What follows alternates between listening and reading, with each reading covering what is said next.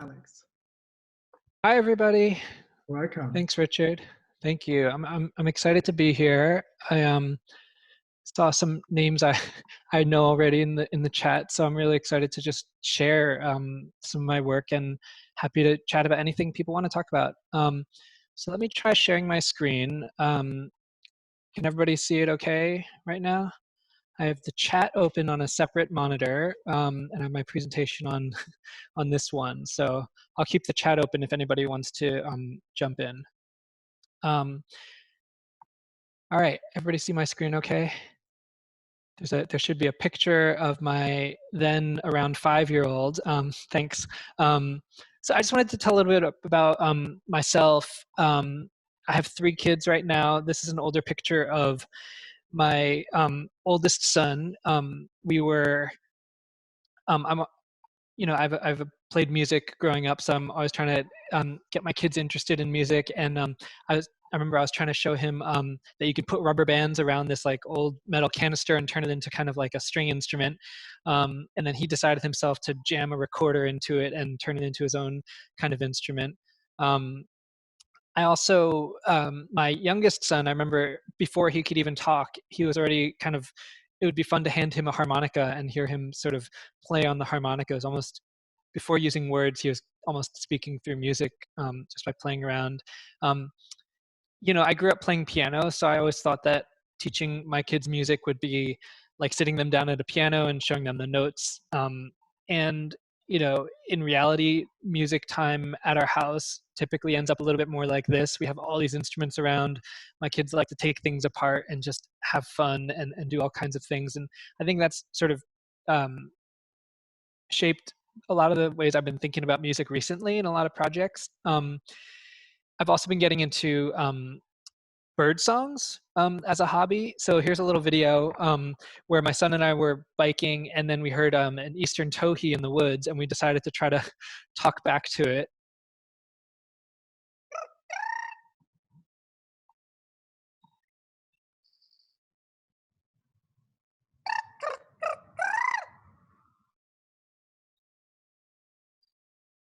I don't know if you could hear it, but very faintly, it did seem to be responding in the distance, or it might have just been luck that we just got in there right in between the bird calls. One of the most moving moments, honestly, is when I place certain instruments around the house. My dog, who's actually sitting right next to me right now, will start singing along to certain instruments, reed instruments like organs or harmonicas and things like that.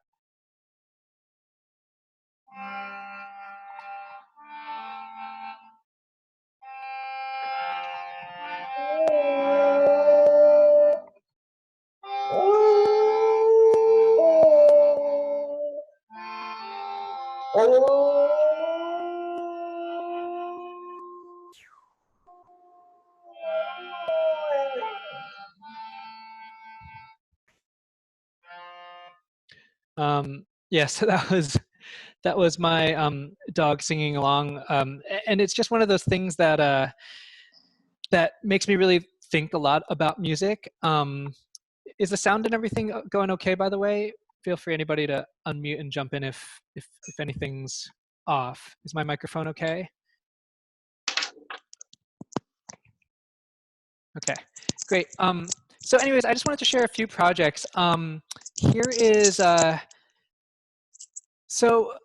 was chatting with one of my, a friend and collaborator, Eric Rosenbaum, a while ago, and I remember he asked me a question. He said, uh, one of the things that he wished he could show people is this kind of moment where we made a little demo out of this. And this one will be hard to replicate over video chat. So you can always go up to this link. I can paste it in the chat. But basically, you can go to this link, and if you hold your mouse down, it's going to start making a little clicking sound at a slow rate. So if I hold my mouse down at the bottom of my screen, it's going to start clicking very slowly. And if I keep holding it and just move it up a little bit, that clicking is going to get faster and faster.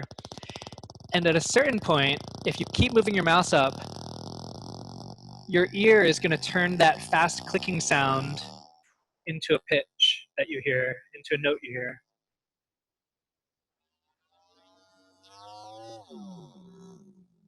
So for me, that shift happens somewhere around here. It's a really fun tool to play with that I'd never really quite experienced before, where you can almost feel the moment. You're almost like playing with your own hearing and perception of when you perceive individual clicks turn into a pitch.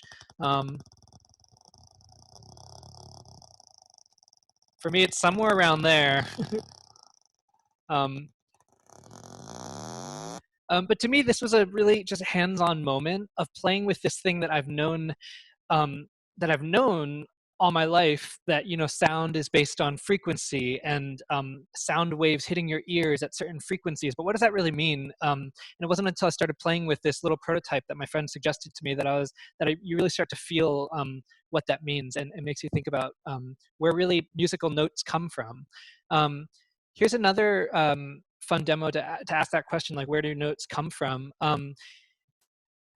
Here's another demo that I can send out in the group chat. So if I hold down this left side, the computer is basically generating 100 hertz tone, a vibration at 100 times per second. If I click here, it's generating one at 200 times. This is going to be 300 times, 400 times, 500 times, and 600 times.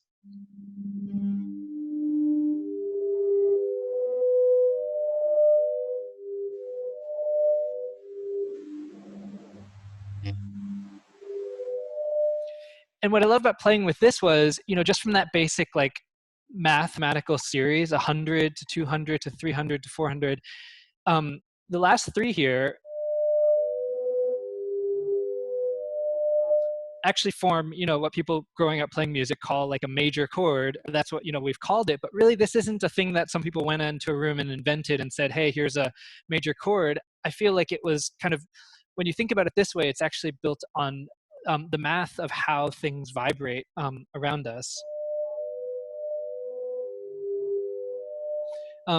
And as I started thinking about that more, I realized growing up playing the viola, there's a lot of things that my viola teacher would tell me. For example, and this is another prototype I made. Oops, let me see. I think where you can kind of pluck a string here.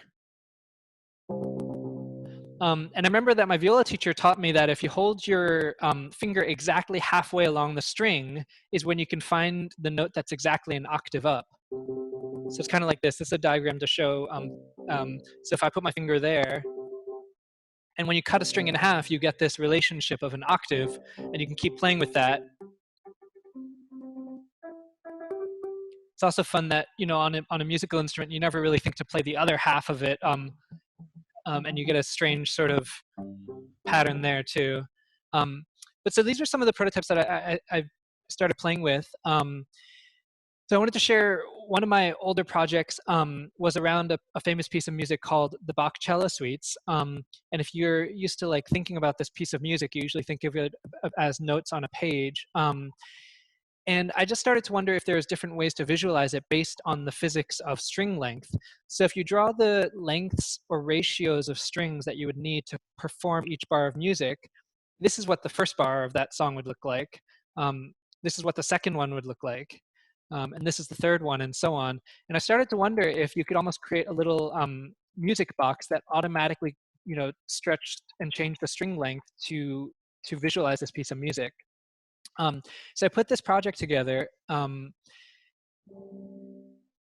It was a website. Also, one big disclaimer with all of these: a lot of these projects are older web projects that may or may not work anymore on the web, which is why I have a lot of the video captures. I don't have time to always update these to work, but hopefully some of them still do. So I put this fun little kind of tuning sequence in the beginning, where they're going to slowly arrive at the first bar of music.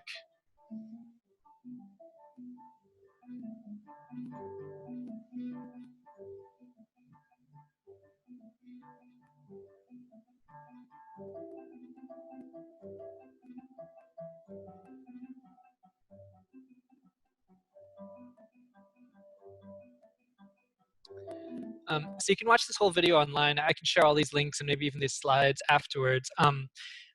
a similar project I'd made once I'd made these like little interactive strings that I could play with was, I just moved to New York at the time and had seen this map of the New York subway system. And I started to wonder what it would be like if the whole subway map was a string instrument.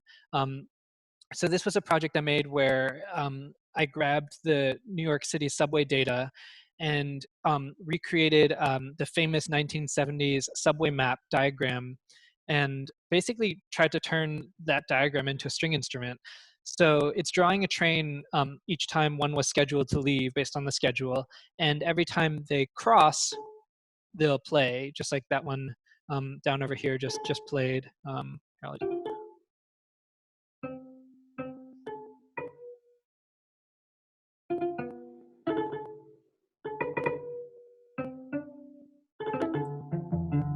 So that was the big low instrument over there, the low string that just plucked there.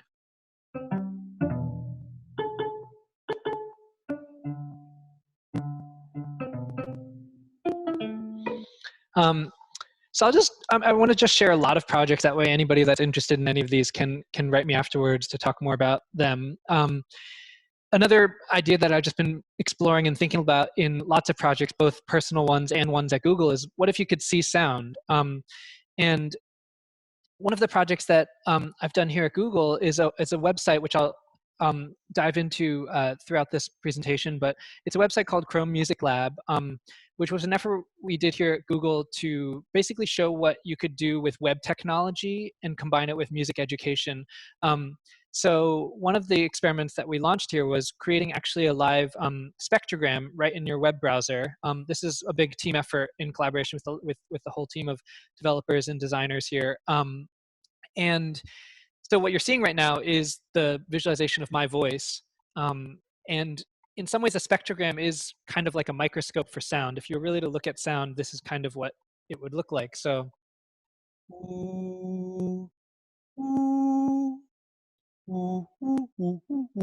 here's a snap. Here's like a clap, is very noisy. That's high frequency sounds up there.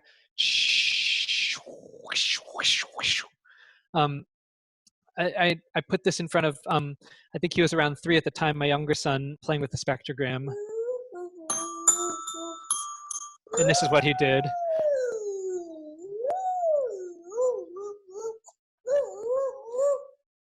It was kind of fun that with very little explanation, he immediately understood the system of it. As you can see, he sort of started to expect what would happen.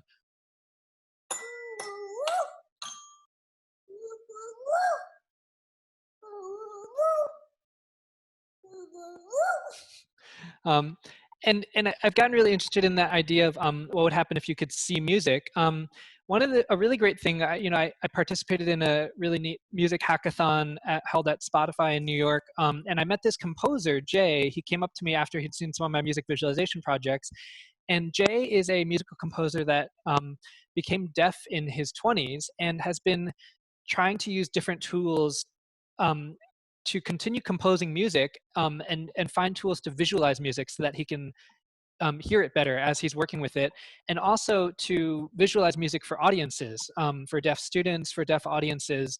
How do you visualize music so that everybody can experience some of the formal qualities of music? And we collaborated with him on a project called Seeing Music. And one of the things that he introduced us to was a really neat technique called a Hilbert scope. I love the story of how he discovered this. It was actually through piano tuning software that he had found that piano tuners would use to kind of visualize the audio waveform as they're tuning the piano.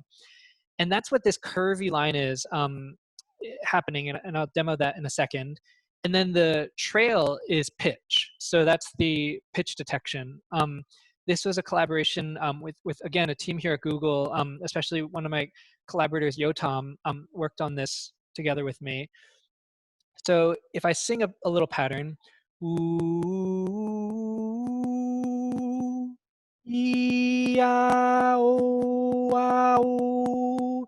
so the neat thing that you could see with the Hilbert scope is it helps visualize like the timbre of like when I go from an ooh, you could see that it kind of grabs the texture of what's in my voice. On a more technical way, it's the overtones and the texture of what makes up my voice that it's actually visualizing there.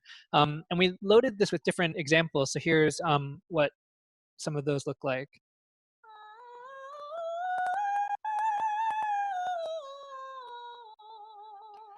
But as you change instruments, you could see that like a saxophone sort of has a different fingerprint than a voice.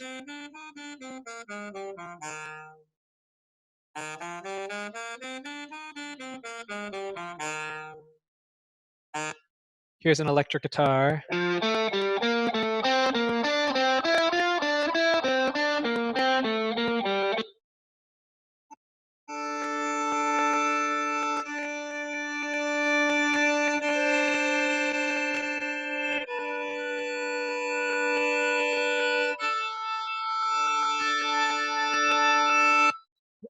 And so this tool has all kinds of different ways to visualize music.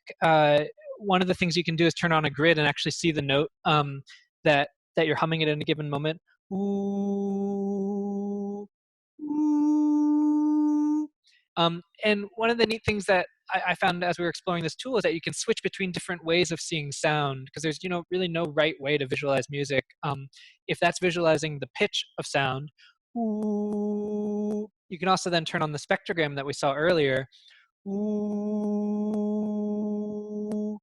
And you can actually combine the two of them. So I can combine ooh, and you can see the pitch that I'm singing is down here, but all those overtones that are added to my voice are up top.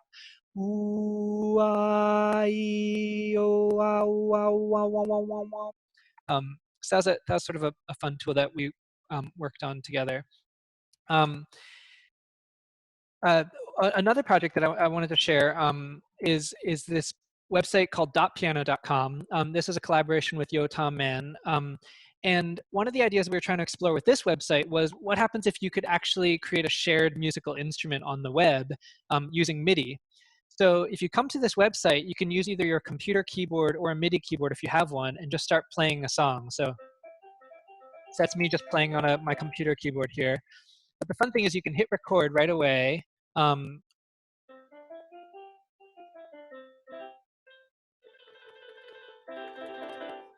um, and then I can save this and actually have that song now live at a web link. So I can send this actual song out to the group chat, and anybody that goes to that web link will actually be experiencing the MIDI performance that I just did.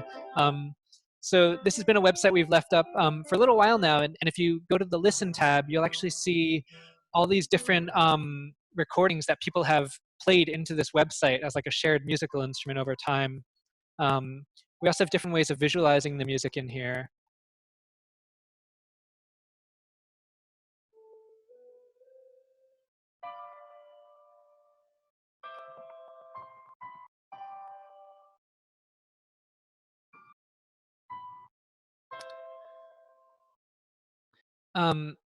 So another piece I just wanted to share was around visualizing a certain piece of music called piano phase.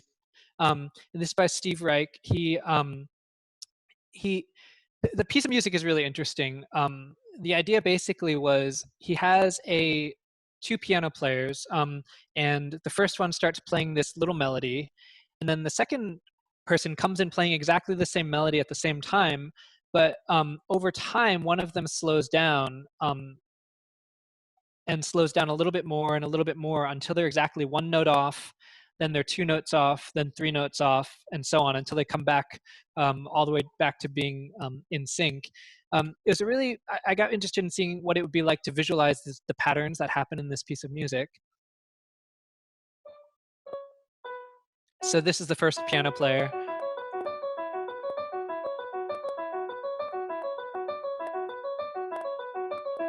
And that's the second piano player that's joined in. And you can see that the second one is slowing down.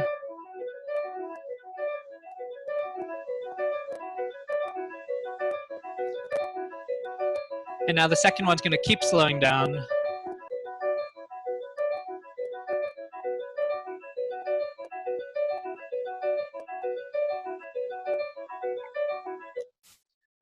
So yeah, that one's online too, and I can share that link. And finally, I did want to show a couple uh, more things to also show how I bring some of these interests into Google. So this was one project that I can send around where we want to take music composition as accessible for everyone as possible. So we made like a really simple musical composition tool that anybody can go to this website and just start drawing patterns.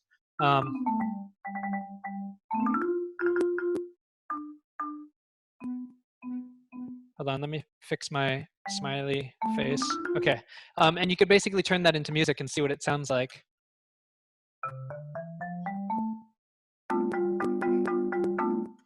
So this is being used by a lot of students all over the world to compose music in kind of fun ways.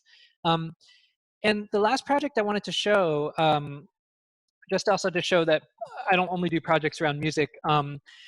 I know a lot of people are probably interested in machine learning right now, and one of the projects I've been working on recently is around making machine learning more accessible through hands-on exploration. So I'm actually going to do a little experiment here to close out my presentation where I'm going to actually make a machine learning model right now during this chat. So we created this tool called Teachable Machine. And the way it works is without knowing anything about machine learning, you can just come right to this website and try to teach the computer something. So I'm going to name this first class me. I can just turn on my webcam and give the computer examples of this first class me, just sitting right here. And then I'll name the second class me plus something. And I'll just grab any object and kind of hold it up. Like I'll just grab, a notebook that I have sitting around and give it a few examples of that. And then I'll give it a few more. And then I'll hit train model. And right here in the browser, it's actually going to use my computer, all happening locally without going to any servers, to train a machine learning model. It'll take a minute, so I'll fill this with some small talk. And as a result, I'm going to basically have a machine learning model that I've can play with. And it's a very basic machine learning model. All I've done is teach it two things: recognize me or me plus something, and give it these examples. But this is now being used in a lot of classrooms around the world to learn about machine learning. And I think one of the reasons I'm really excited about this kind of project is it's learning through hands-on exploration and not from, you could just kind of dive right in and start playing. All right, so now my model is trained, and you can see these bars show kind of what the computer thinks. It's basically just guessing, or it's basically just determining at every moment is what it sees in the webcam more like the me or me plus something. So if I hold up the notebook, you can see that it's the confidence bars goes towards that, and then now it's more towards the me. And the kind of cool thing though is that it actually shows that it hasn't really learned what a notebook is. I can really hold up any object at it, and it's more confident that that's more like the second class than the first. So it's a really neat way to start to understand how the pattern recognition really works in machine learning. So that's pretty much the projects I wanted to show. I can take lots of questions and excited to chat and just talk more about anything anybody's interested in. So thanks so much for having me here.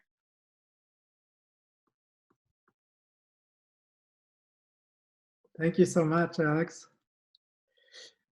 We already have 2 questions, I think, in the chat. Cool. Should I just scroll back up and Right. oh cool, Eric has been here too. Hi, Eric. So the overtones and seeing music. Have you ever plugged in MIDI effects to see if you can make a visual fingerprint of effects on notes? That's cool. You should be able to do that with that tool right now. You might have to get creative about it and basically use the microphone on your laptop to run effects on it. But yeah, that's a very fun experiment idea where you can start to see like what does delay look like. You should, if I turn on delay you should be able to literally see the echoes, or if you turn on, filter sweeps, you should literally be able to see the high parts of the spectrogram disappear. It's actually kind of fun. You can, just because I love live live demoing thing. One of the more fun things about it is, I grew up playing with music and guitar pedals and all this stuff, and with the spectrogram tool, you end up wanting to imitate your own effects. So if I'm like,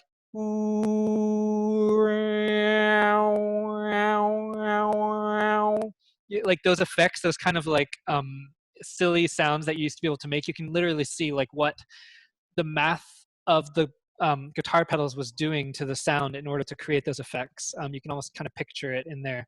Or like a white noise filter would literally be like,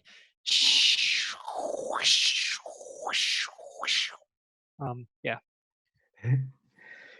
We have a raised hand from Haley. Haley, do you want to ask a question? Sure, thank you. Alex, I'm wondering what tools you like to use for prototyping. I find that sound is kind of tough to prototype because you almost need a higher fidelity. So if you could explain that process, I would love to hear it. Thank you.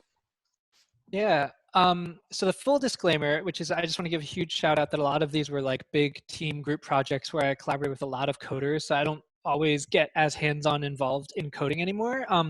But recently I have been playing around on some recent projects like the dot piano one. And for those, I did use p5.js, a really awesome library by people I really admire. It's a really great project. And to me, so I grew up doing like Flash, and to me that was how I got interested in combining design and code, really. And I really enjoyed P5.js for that reason. It kind of had the same sort of just fast sketching approach to bringing some ideas to life.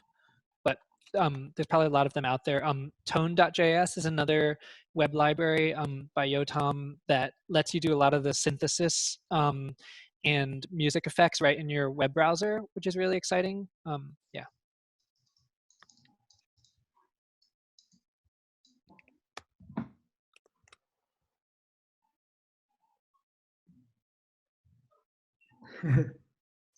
Should we take ones from the chat, Richard? Yeah, totally. Okay. All right. I'm sorry. I think I've missed some because I have so many screens open as I was doing this. It's your so pick. so Tobias, experience with live processing. Um, yeah, I haven't done as much personal work in like concert visuals or things like that. But yeah, there's lots of very, very cool work happening in that space. Uh, Another question from Grayson: how advanced can the Teachable Machines project get? Yeah, so you can use Teachable Machine. In case here, while I'm talking, I'll just kind of give a quick tutorial if people are interested in this. So here, I'll just train a quick class while I'm chatting. Uh, Here, I'll do a more fun one this time. Me plus hand up. So the short answer is, yeah, you can absolutely use the model that you create in your apps or in your websites.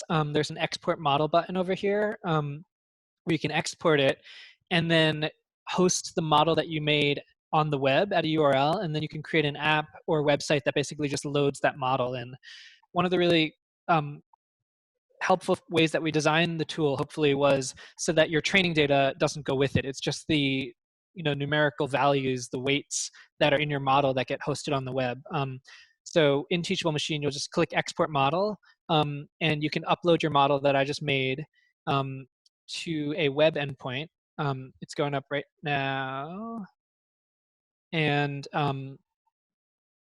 one of the neat things is, so now this web endpoint, if I just loaded this URL, I can ping everyone the model, but it's very localized to me. It's not a very helpful model to anybody else since I made it in 2 seconds here. But that model literally lives on the web, and you can now load that from a URL into your apps or anything that you want. Maybe on that note, Alex, I'll throw Yeah. one in here. you worked on a bunch of machine learning AI-based projects. Uh-huh. What impact do you think will machine learning have on design and maybe even the design profession at large?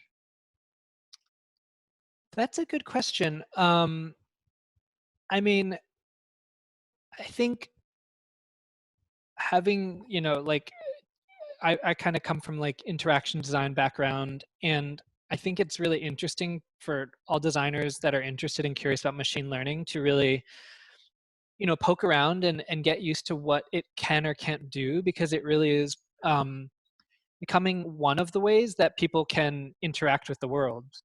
Holding up your camera at something, holding up your microphone at something, or even in Teachable Machine, there's, for example, a pose-based model here, which is almost a new form of interaction design. So you can basically make an app that responds to your body movements now, based on your pose. So here, if I tilt my head this way, and then I make this one, tilt right, I can now, export a model where you can read those values and basically have a user interact with their experience by tilting their head left or right. So I guess the short answer is that kind of thing. There's so much potential for any designers that want to play with these kinds of ideas, that they don't need to know they don't need to fully learn all of the foundations of machine learning in order to start playing with these ideas in their own, projects. Yeah. Thank you.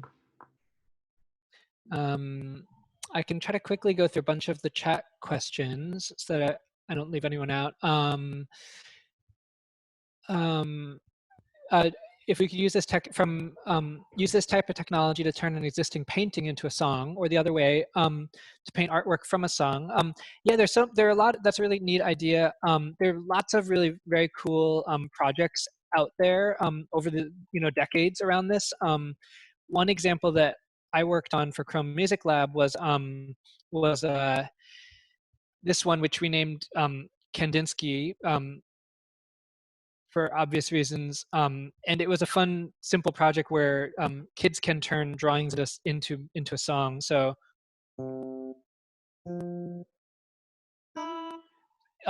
we really designed this so that it's just, you can draw anything and it'll just basically turn it into music. You don't have to really think about music as you're drawing. So it's kind of sweeping left to right and turning that into a song. If I draw notes higher up here, it plays higher notes.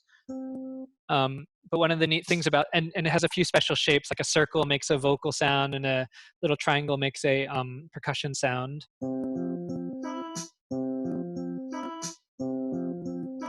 And then you could click this little swatch down here to change the kind of palette of instruments.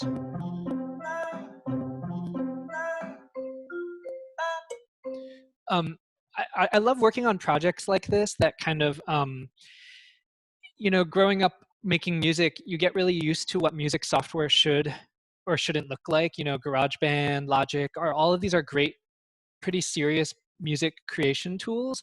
But when we set out to see what it would be like to turn a kid's painting into a piece of music, we had to throw a lot of rules out. For example, this one, it's literally changing the time signature as you add more shapes to the canvas. So typically when you open software, you're kind of confronted by a grid and it says, okay, you've chosen a time signature, go make a piece of music.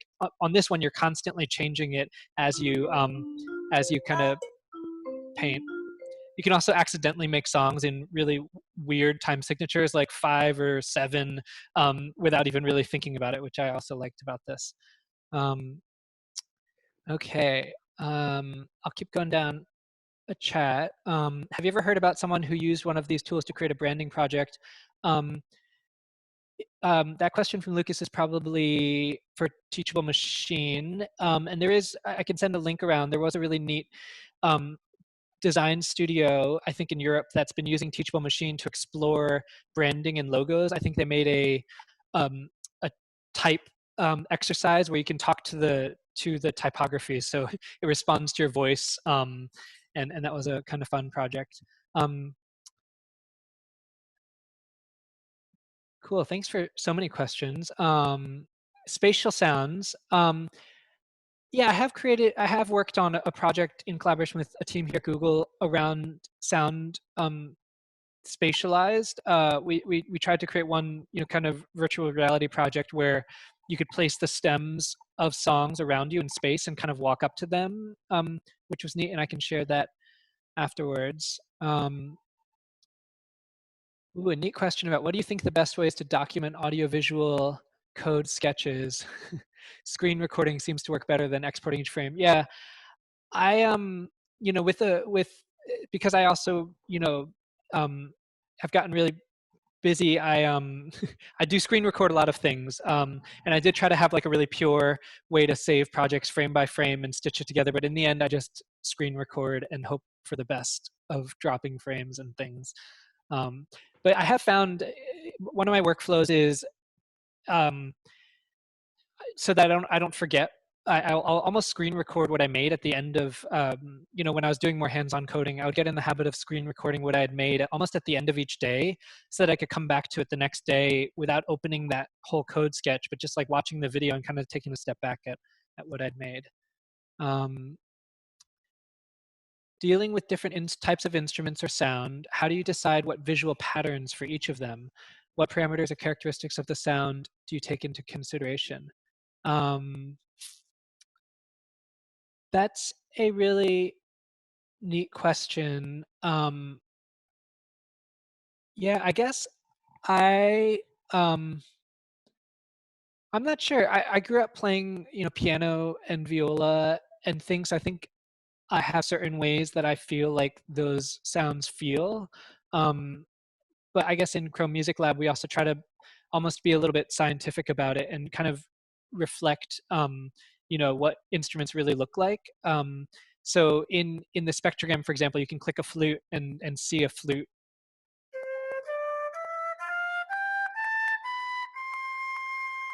And you can click a trombone over here. We also put, just for fun, here's a drum machine, which is kind of fun. Here's also a computer modem sound.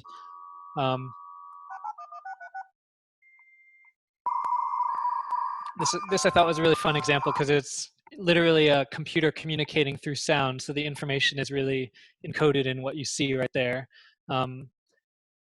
Okay, how do you get the basic sound of each note? Is it computer generated or pre-recorded? So the short answer is it's a mix. So in this example, it's using pre-recorded sound samples, but often there are projects where we're synthesizing sounds live as well. Alex, we have a question. Yeah. Yo-Yo Lin wants to ask a question. Hello, Alex. Thank you for having this. Yeah. I just want to ask more about your experience working with, I didn't get his name, the deaf musician. Yeah, like what was that like? Like how has this project benefited and affected the musician's process? And also how has your process changed in designing music tools? Yeah. I mean, I would like just cast a little visual. So this is Jay. He's the composer musician we worked with, and I think the best answer is here. I'll send this link out because it's really, I try to not speak for him and just let him kind of talk about the tool the way that he likes to talk about it because he has such a different perspective on it. It's definitely been a great experience for me. I had never really collaborated with, I had never had a deaf collaborator before, so it really just, even the tools during our collaboration were very interesting. He had captioning tools on his phone that we would speak into as we worked together. And it was almost a research project in itself where we would pull up this tool as we were developing it to see if we could communicate musical ideas through the tool. So, if I'm trying to sing a song to him and I'm like, well, what if a singer wants to open this tool and sing a song like this? His captioning tools are transcribing normal speech, but not musical information. So we would almost be researching it, the creation of the tool as we were communicating together. So yeah, it was a really pretty amazing experience. Thank you. Yeah. Richard, should I take another one from the chat? I might be Actually, behind as well. Or Karen live. is asking a question that is roughly what I wanted to ask. Karen, you want to ask this in person? Where's Karen? Just wondering, like, what is the main value in like rethinking these tools that you're designing, and what is like the main drive behind all your projects that you do? Yes, I mean, for me personally, I haven't really gotten as much into like trying to design instruments necessarily. I definitely try to. One of my personal passions has been about like tools that can, you know, either make music learning and playing more accessible or inspire more people to play instruments and to learn music. You know, for context, I still love playing piano and viola with my kids, and I don't really they're young, so I don't really put these experiences in front of them as much. But I definitely think that there's some experiences that you can make through code that you can't quite get through traditional instruments. For example, the song composition tool that we were that I was showing earlier, it's really neat to see how it complements traditional music. Let me see if I can pull up one example. Like so this songmaker composition tool, um, we saw so many people doing really interesting things with it. So for example, you know, people would start drawing pictures and bringing those to life, but they would also then, you know, play musical instruments along with it. So it's almost like they'd make backing tracks for it. But people could do things like just write their name out and see what their name sounds like, and just kind of ask questions that just sort of open up your eyes to different aspects of music. I think we also, you know, doing these tools, I don't actually have a music education background, so we try to make these tools fairly neutral where teachers can decide what they want to do on top of them. And that's been one of the really neat things about Chrome Music Lab is we've seen teachers basically take this simple tool, like a grid that sweeps left to right, and invent all kinds of lessons and learning moments from it. One of the neatest things I like is that actually it's being used in math classes sometimes, not even music classes, where they're trying to teach fractions through music. So it says, you know, hey, fill in 3 out of 4 squares to talk about like what 3 out of 4 means, and things like that. Yeah. Maybe as a follow-up to this, a lot of these projects are educational in nature, but you are not an educator right now. Where does this drive for education come from, and maybe why are you not? Do you prefer building tools for other educator, or how do you think about this? Yeah, I think well, it's funny because Eric is on the call now. So Eric and I worked along with a bunch of others on the first version of Chrome Music Lab, and I think some people have kind of called the website as feeling like you're sort of walking into a museum or an exploratorium where you can like play with musical ideas, but it's not meant as like a classroom learning experience where it says start here, start, then go here. And I think the drive for me is I do love learning. This was a whole exploration for even as somebody who like loves music and science and math of how do you explain these concepts simply to kids and then to ourselves. Like I remember that we tried to make this one diagram that I feel like I've seen this kind of diagram around sound waves in, you know, my physics classes growing up, but we really tried to bring it to life. So like just playing a note and seeing um, what it really looks like to have those particles of air sort of move. So I guess this isn't a great answer to your question, but that I love learning, and you know, I think the need for hands-on tools is kind of constant.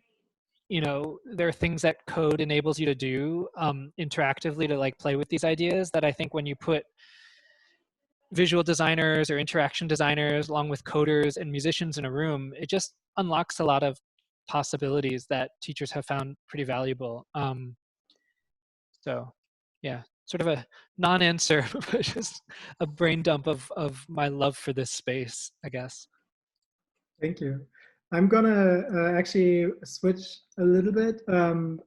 We know each other from working together at Google Creative Lab, and I'm sure some students in the program are interested in Google more broadly, and maybe also your job there. So maybe one question is just one of these projects, even one of these labs, like what's the structure? How many people work on a project like that? And what's your role?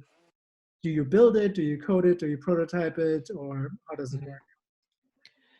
Yeah, so I'm a little bit more on the design and creative concepting side now, a little bit much less on the hands-on coding side of things. So I guess I just like to tell the story behind some of these projects to give you an idea of how they come into being. This was the very first version of Teachable Machine was in 2017 in close collaboration with Jonas, my collaborator.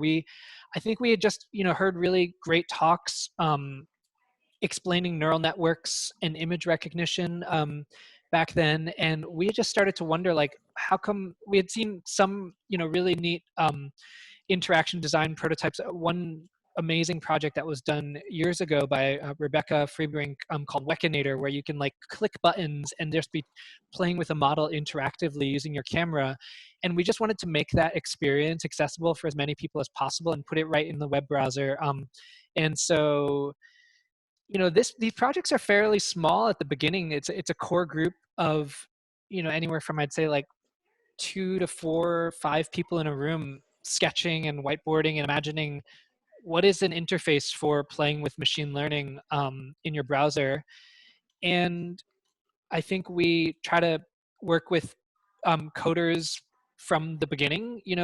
Definitely a lot of our creatives at Creative Lab have coding backgrounds, and we are just kind of all jammed into a room thinking together. We try to not have real hard lines between what your official discipline is, because we're all thinking about this idea together, and we kind of riff and evolve and mold an idea from there.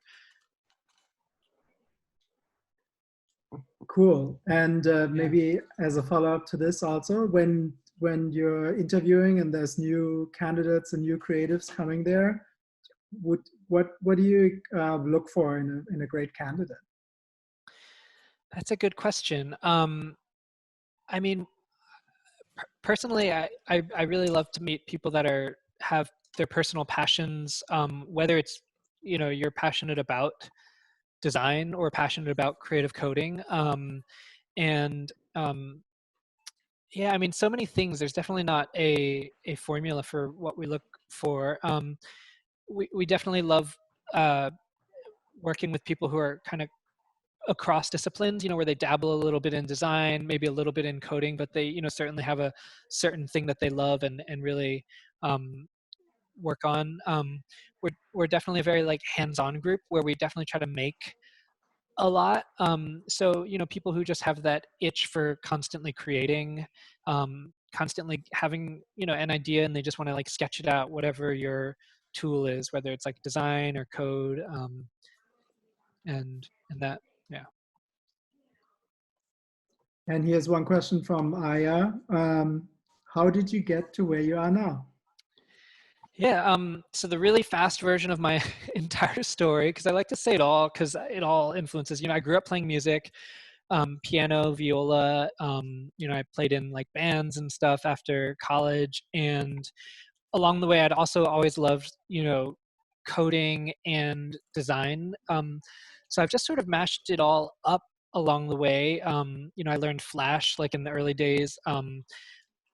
I really do feel like the tools that people make really inform what people are going to create. Like Flash was a really neat tool where you had both a blank canvas, but you could also add little bits of code into it. So it kind of, I think, really helped spark for me and a lot of people that you can combine design and code and put those ideas together.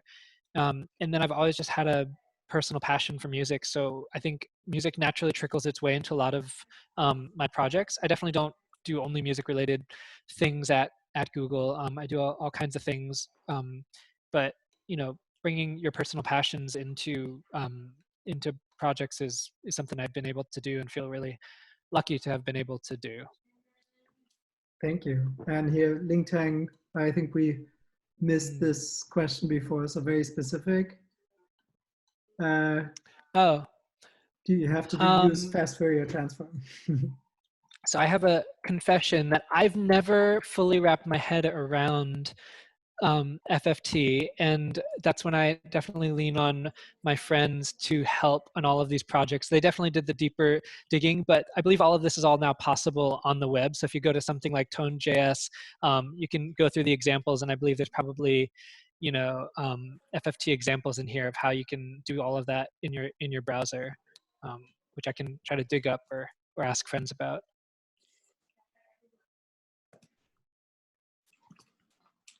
And P5, yeah. Oh yeah, and other people are replying. That's great. Thanks, Adam. Thank you. Thanks, Adam.